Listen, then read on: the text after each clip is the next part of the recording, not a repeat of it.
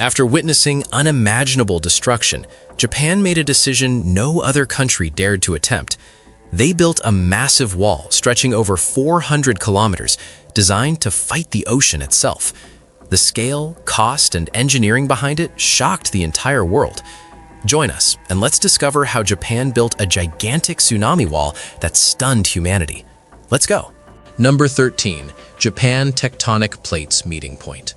Japan sits on top of one of Earth's most dangerous spots. 4 massive tectonic plates meet right underneath the country, grinding against each other non-stop. The numbers don't lie. Over 500 earthquakes shake the islands every single year. That's more than 1 quake per day. When these giant slabs of rock collide deep under the Pacific Ocean, the seafloor can jump up or drop down in seconds. Millions of tons of water get displaced instantly, creating waves that travel at jet speed toward the coast. Japanese communities learned to live with this reality centuries ago. People knew the drill. When the ground starts shaking, run uphill immediately. Ancient villages were even built on elevated terrain specifically to escape tsunamis. But March 11, 2011 changed everything. A magnitude 9.0 earthquake ripped through more than 480 kilometers of tectonic plate beneath the Pacific. The rupture was so massive that it shifted Japan's main island 8 feet to the east and altered Earth's axis by nearly 4 inches. The tsunami that followed reached 15 meters high, equivalent to a 5-story building racing toward shore at highway speeds. Old protection walls were designed for waves maxing out at 8 meters. They got demolished like cardboard. Over 20,000 people died, 120,000 homes vanished completely, and the Fukushima nuclear disaster became the worst since Chernobyl. Japan realized something brutal that day. Earthquakes were just the opening act. Tsunamis were the real killer. Number 12. Japan 400-kilometer tsunami wall construction project. Right after the disaster, Japanese authorities faced a choice. They could rebuild exactly what was there before and hope for the best, or they could go all in on a defense system that would cost more than some countries' entire GDP. They chose the insane option. The plan was straightforward but absolutely massive. Build 400 kilometers of concrete walls reaching up to 15 meters tall, with foundations buried 25 meters deep into the ground. The price tag? Over $12 billion. This wasn't about stopping tsunamis completely, because honestly, nature always finds a way. The real goal was buying time. Just a few extra minutes can mean the difference between thousands escaping safely or getting caught by the wave. Engineers calculated that even a partial barrier could reduce wave impact by 30 to 50% and give coastal communities those precious extra minutes to evacuate. The message to the world was crystal clear. Tsunamis will return. That's guaranteed. But what happened in 2011 cannot happen again. Japan was drawing a line in the sand, literally.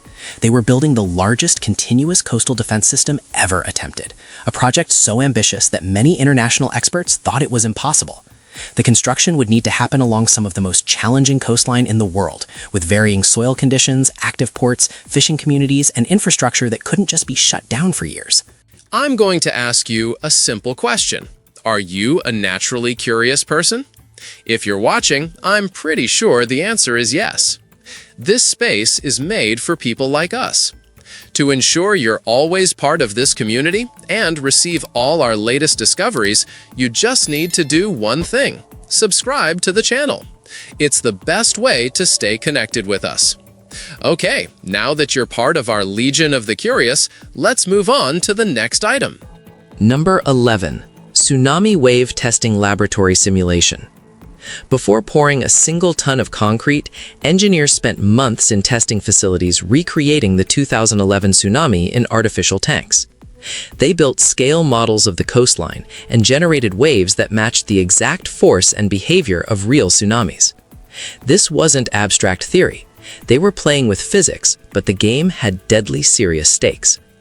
Hundreds of tests followed. Different heights, different thicknesses, different angles, different foundation depths. Each test revealed crucial details about how water behaves when it hits a barrier. They discovered that a vertical wall actually makes things worse in some cases, because the wave bounces back and creates dangerous turbulence. Sloped designs dissipate energy better. They learned that foundation depth matters more than wall height in certain soil types. A tall wall on weak foundations just collapses sideways under pressure. After countless simulations, the optimal design emerged. Walls between 14 and 15 meters high, foundations reaching 20 to 25 meters deep, a wide trapezoidal base for stability, and a reinforced steel core capable of withstanding extreme hydraulic pressure. The testing also revealed which coastal sections needed priority. Areas with shallow offshore slopes generated higher waves, so those locations required taller barriers. Bays and inlets needed different designs than straight coastline. Port cities required special retractable or movable sections to allow ship traffic. Number 10. Tohoku Region Coastal Defense Map. The wall needed to protect Tohoku, the northeastern region where 2011 hit hardest. The defense line crosses 4 entire provinces: Aomori, Iwate, Miyagi, and Fukushima. But picking the route wasn't simple geography. Engineers had to consider underwater topography, soil composition, existing infrastructure, population density, and economic activity. Some areas had solid bedrock close to the surface, perfect for anchoring massive structures. Other sections had deep layers of soft sediment that would require extensive reinforcement. Before construction started, there was a huge problem. Stuff was in the way. Old houses damaged by the tsunami, broken infrastructure, power lines, water pipes, gas mains. Everything had to be cleared first.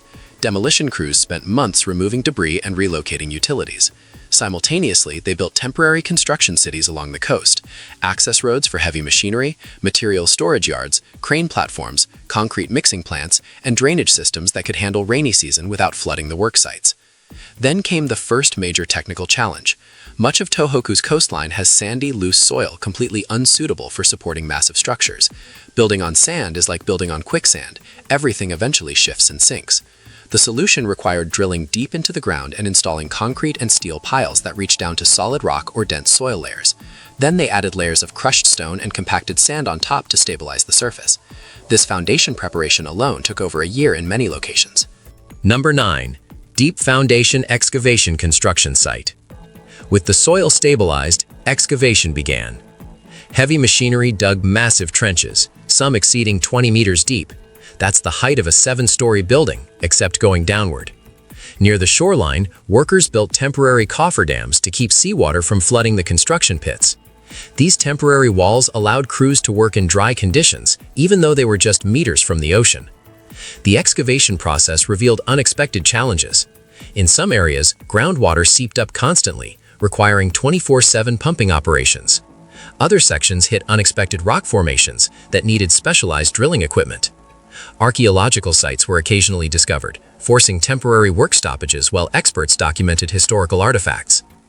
Once excavation reached the target depth, concrete pouring started immediately. The first layer was a thick base of reinforced concrete, designed to spread the wall's weight over the largest possible area. Then came dense cages of steel rebar, welded together into 3-dimensional grids that would be completely encased in concrete. Finally, enormous foundation blocks were positioned, creating an incredibly heavy and wide foot for the wall.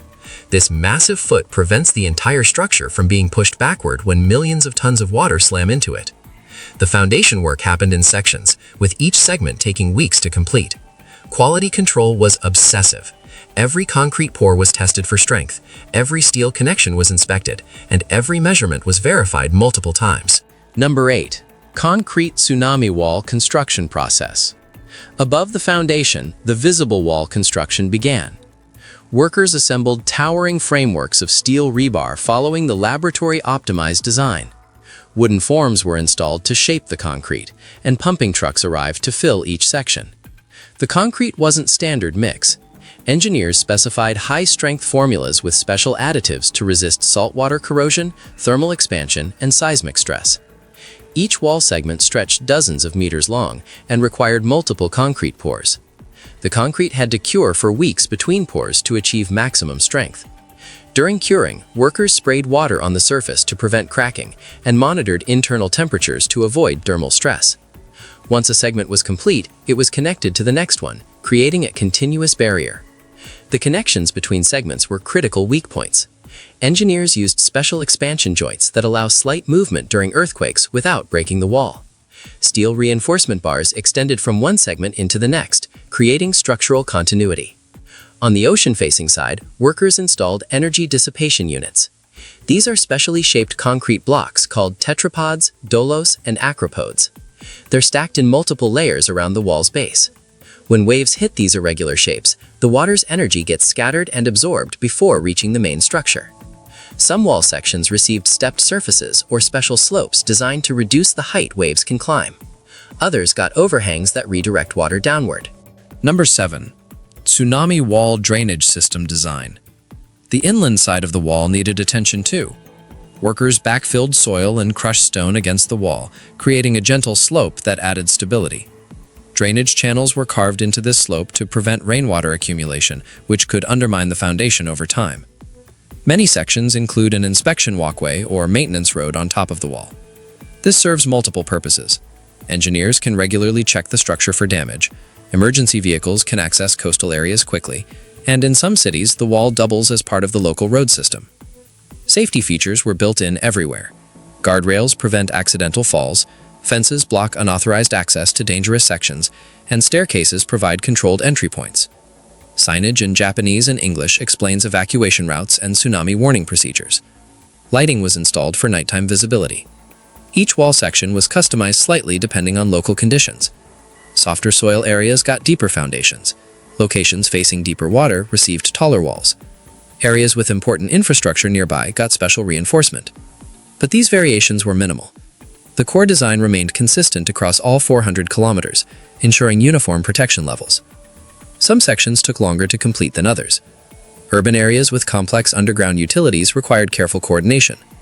Rural sections with difficult access needed temporary roads built just to bring in equipment.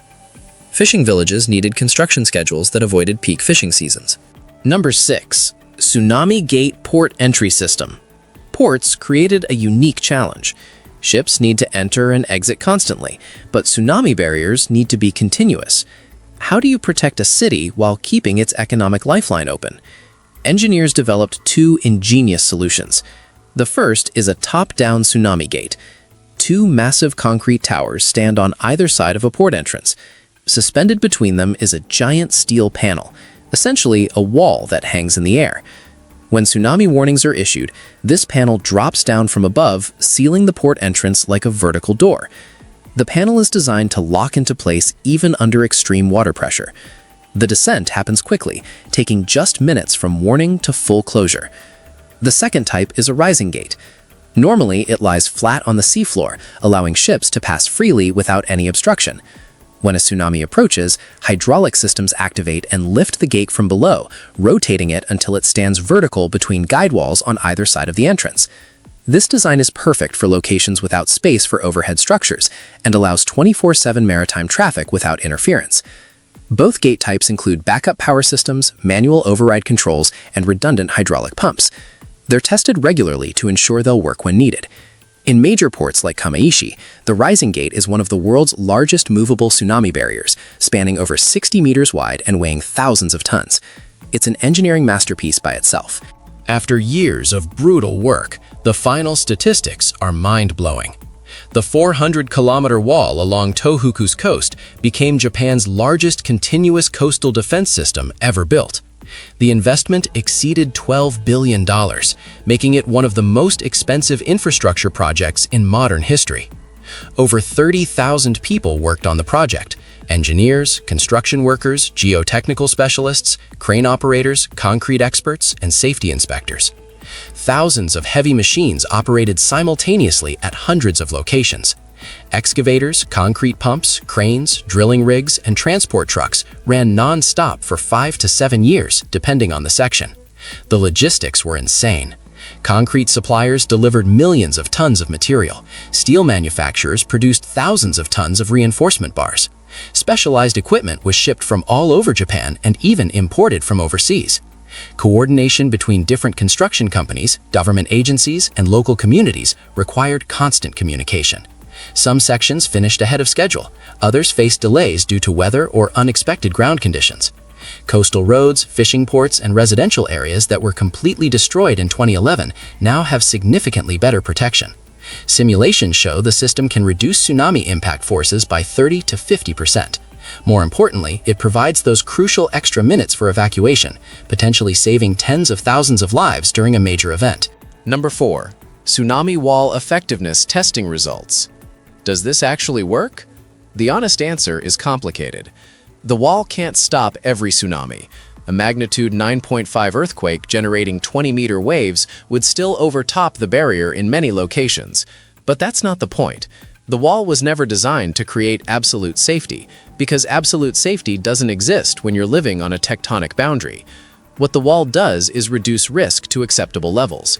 For Taman tsunamis generated by magnitude 7 or 8 earthquakes, the barrier provides excellent protection.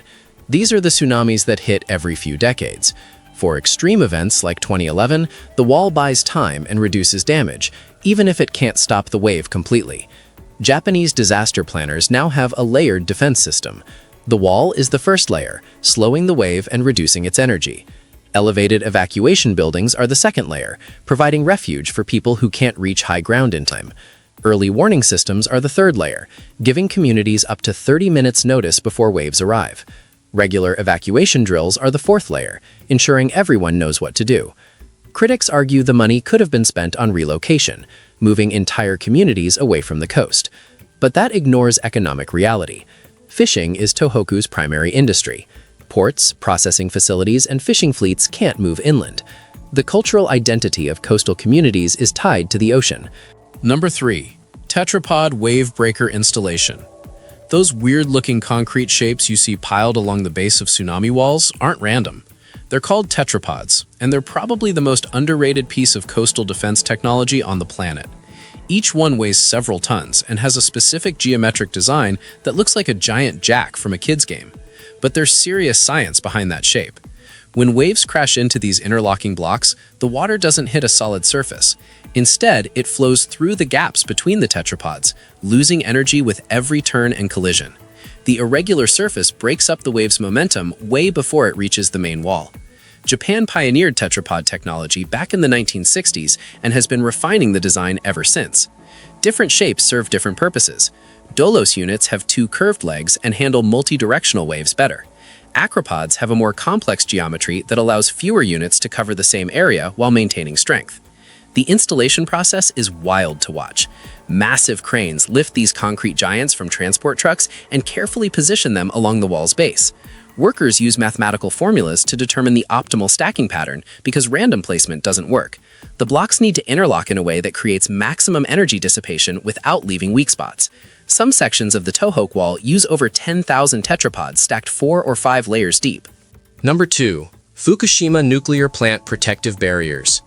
After the 2011 disaster exposed how vulnerable nuclear facilities were to tsunamis, Fukushima Daiichi got its own specialized defense system separate from the main coastal wall. The Tokyo Electric Power Company built multiple layers of protection around the plant.